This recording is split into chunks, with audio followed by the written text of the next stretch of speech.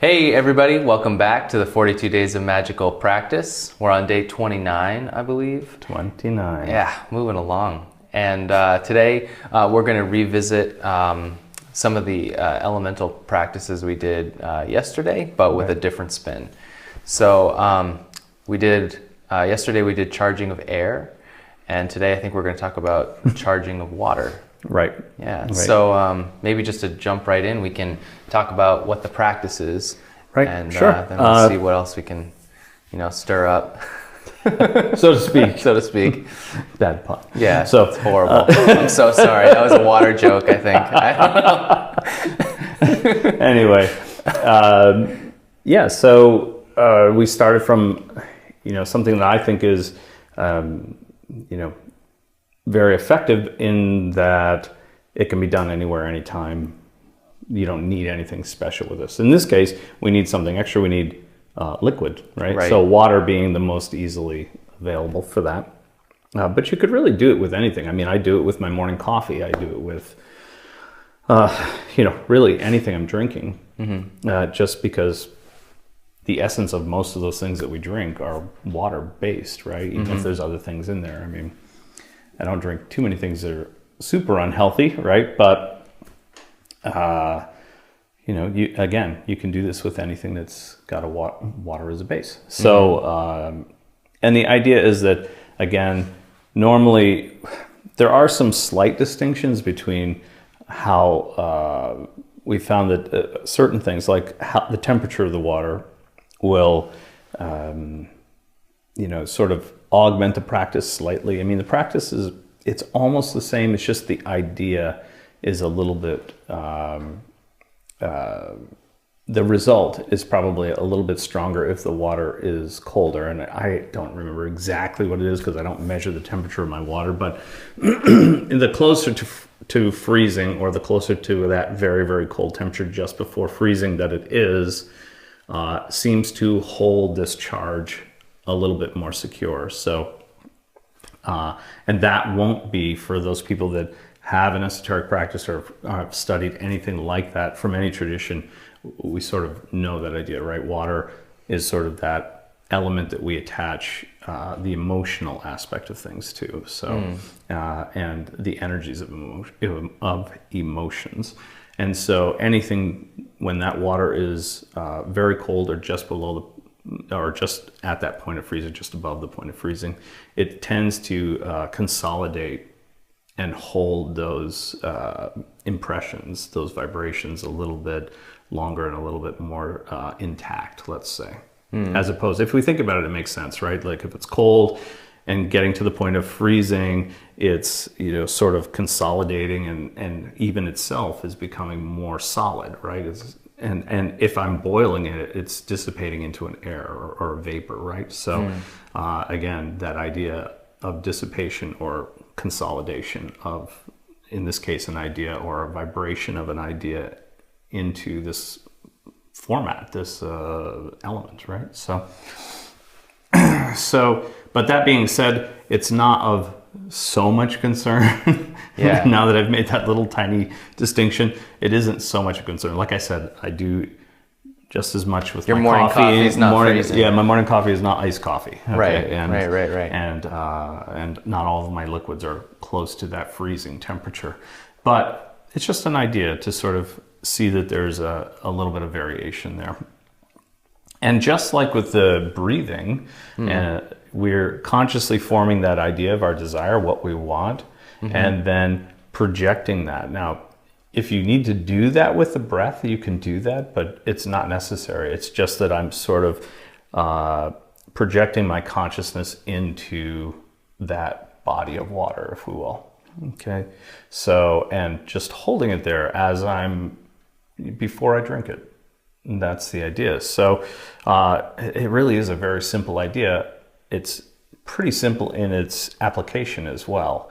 But I may take a few minutes to do that, or while I'm drinking it, I'll just consciously bring up that idea. And again, I'm always bringing up the idea as the end result already completed, how I feel about that. What's the feeling involved in that, of it already being done. I don't worry about the details. Just worry about the end result. Right. And So- you're not putting, and maybe just could you talk a little bit about the distinction between like the idea of feeling like you're making something happen Right. versus it already being done? Because I think that was definitely something that I kind of took me a little while to get a better handle on, Right. you know, because it's like you were used to doing things in, you know, physically in the world, and the more force that you apply when you're doing a physical activity, usually the faster it gets done or the more results you get. But it's kind of counterintuitive here with these kinds of exercises. It is, because there you're working on the same level, right? It's a physical application to produce a physical result. In this case, this whole program is designed to say that basically, in essence, my mental idea of a situation already being done is transferring in some way to the physical end result being there. And so I'm not so worried I'm not worried about the transition or the process, right? Everybody says be involved in the process. I'm not so worried about the process. Once I have the technique that I'm going to use and I have a clear idea of what I want, why I want it, then I'm just taking that end result that's already formed in my mind. How am I going to feel when this is done? The end result's already there. The more that I can bring myself into that frame of mind, and then it's very difficult to describe from my own process. I just envision that feeling or whatever and sort of project it mentally into the liquid that I'm consuming, you know, a minute or so before I do it. Okay. And then I just hold that as if I put a piece of my consciousness with that feeling inside that liquid, and it holds that. And as it does, it tends to, again, because it's just a vibration, right? It moves into that fluid, and the fluid itself, because it's a little more flexible, starts to vibrate at that rate, right? The stronger of the two vibrations. And so that the more that I can bring that up in my mind, the more that I can consolidate and make that solid in my mind as being already done, and the feelings that are around that, and only concentrating on that end result as if it were already here right now, and putting that end result in the fluid. Then as I drink that, much like homeopathy, right? I take this small remedy that's a dilution, the vibratory dilution of the actual material that I'm working with, and I give it to a person, or take it myself, right? And then the more I'm in that sort of loose vibratory state or in a neutral state, it's almost like dropping a seed into that. And because it's concentrated, it's going to, you know, the rest of your cells will start to vibrate at that rate. And it tends to, again, sort of, you entrain to that. And then the condition that you're treating tends to just dissipating and come back into balance so that it's no longer a bother to you. So it's the same thing with this. Instead of trying to fix something that's already, you know, off balance, I'm just projecting in where, you know, here I am now, this is what I desire. What would I feel like if that's already done? And I'm dropping that seed into the liquid. The liquid vibrates at that. I consume the liquid and that vibration goes in. So really, in a way, it very much is like homeopathy, just not in little tiny sugar pills, right? Right. It goes in and vibrates through, and I have more of that sensation. I feel as if more of that is within me in a physical form, because the liquid is physical, right? The molecules of the liquid is a physical thing. So they're vibrating. If I do it right, they're vibrating at that rate. And so it's like I'm taking a dose of that actuality of it already being completed. And so I'm treating myself every time that I drink that or do that. So, and why not? I mean, you have to stay hydrated, right? You have to drink through the day. Why not? If you can get that down to, you know, a nice, easy routine for yourself, being able to consolidate that idea, bring up those feelings, and then drop them in there or project them in there in whatever way you want to think of it, and then consume that. You're constantly making that feedback loop from a thought to a physical feeling, right? Emotion, right?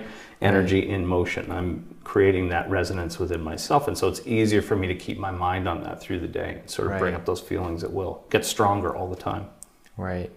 Now, I mean, I hope it doesn't sound silly, but do you have to like have your hands like touching the glass or anything like that, or No, no? no. So, I mean, some people do, or they'll go through that process. I've tried it both ways. I didn't find that was any more help than others, but I've had other people tell me that does help them to focus. I mean, it is one way that we sort of do that training of projecting, like people will know, projecting chi from one hand to another, or from one finger to a hand, or, if they're healing qigong, or all kinds of applications of that, right?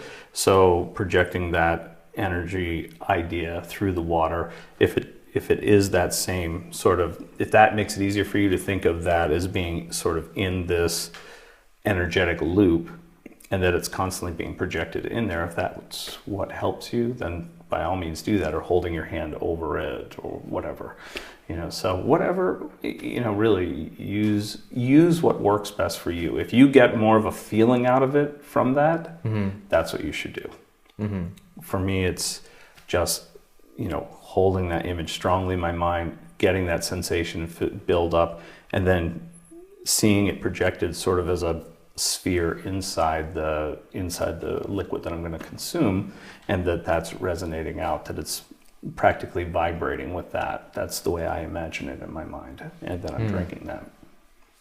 That's the way I got my results. So cool. I think that's clear. Yeah, I hope so. Yeah, me too. I'm trying. I mean, to think it's a of little like, bit. It's odd if you've never thought about this, or if you've never tried it, if you've never read about it.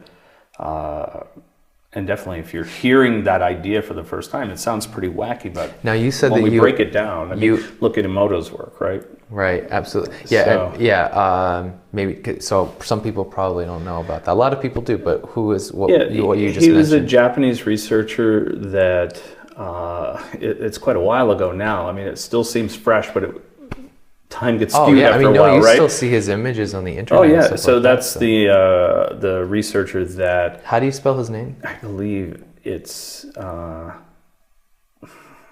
don't want to get it Isn't wrong. it just Imoto? I think it's Emoto. Oh, really? Okay. But I'm not sure. But he's we're totally butchering it. Yeah. He was a research scientist, and basically what he did was he took water, and his theory was that water could hold a vibration, and that it would crystallize in a form that was indicative of that vibration. And the way he tried it was he would he would put a word either on the glass that he was using, or I think sometimes they even said the word into the glass, or people would pray over the glass in that way, just concentrating on the feeling of that piece or whatever it was. And then he would freeze the water, and then as it melted, so it consolidated, right? And then as it melted, he would take these, really high definition photographs of this. Like microscopic. Yeah, microscopic. And as the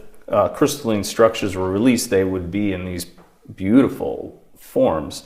And just to show on the other side, he would take water that was infected with something, or even words that were bad, like hate, or negative emotions. You can see all those pictures like side by side. Yeah, you can see them. Love, hate, right. Peace, so back and forth, and they were deformed. It was still a crystalline structure, but it was deformed, and even the water in its liquid state, cellular state, it was. It's not the same. It's deformed. So it's brilliant work and amazing. Science in its in the idea. I mean, and now I'm sure the information has been expanded, but it does sort of, in a way, give credence to what we're talking about. That it can hold a certain form of vibration, and if it's consolidated enough, if it's concentrated enough and condensed enough into a solid shape, and it's crystallized, then you'll see the structure of what it is that is being produced or being projected into it. Right. And so the same thing would happen when we do this. So I think it's the best sort of visual information and visual confirmation of what we're talking about. Right. But this practice has gone on way, way before this research ever came out. So, it's thousands of years old. So people have been doing this a long time.